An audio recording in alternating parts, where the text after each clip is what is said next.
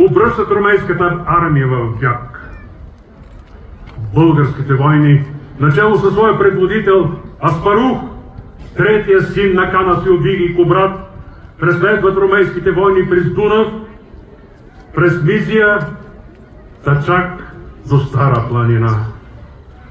Тук българите в съюз с славянските племена превземат една след друга румейските крепости. Лето 681.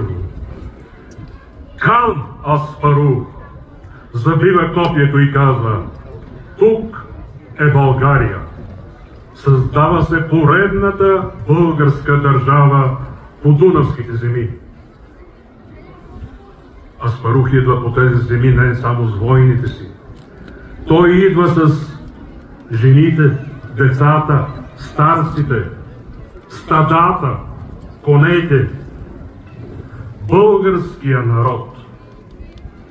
Българите идват по дунавските земи със своя бит, със своята култура, със своите обичаи. Те носят и своята правписменост, българските руни. Хан Аспарух гордо носил на гърдите си руната на своя баща Кана Силбиги Кубрат от рода Дун. За да общуват със съседните народи, администрацията на Хан Аспарух била принудена да научи техните езици – гръцки, латински, харватски.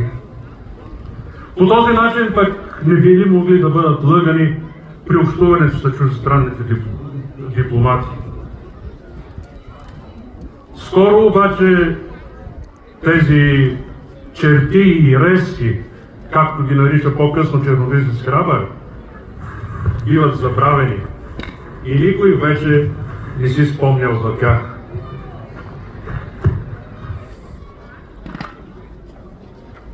Еха книга и сърта ми резами читаха и гадаха, кога не сон ще.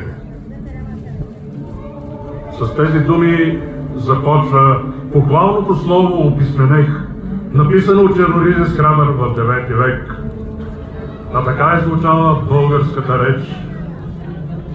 Ще ви прочета отказ от похвалното слово на чернолизец Храбър за буквите «Описменех» на съвременен български език, за да го разберете. Слушайте внимателно.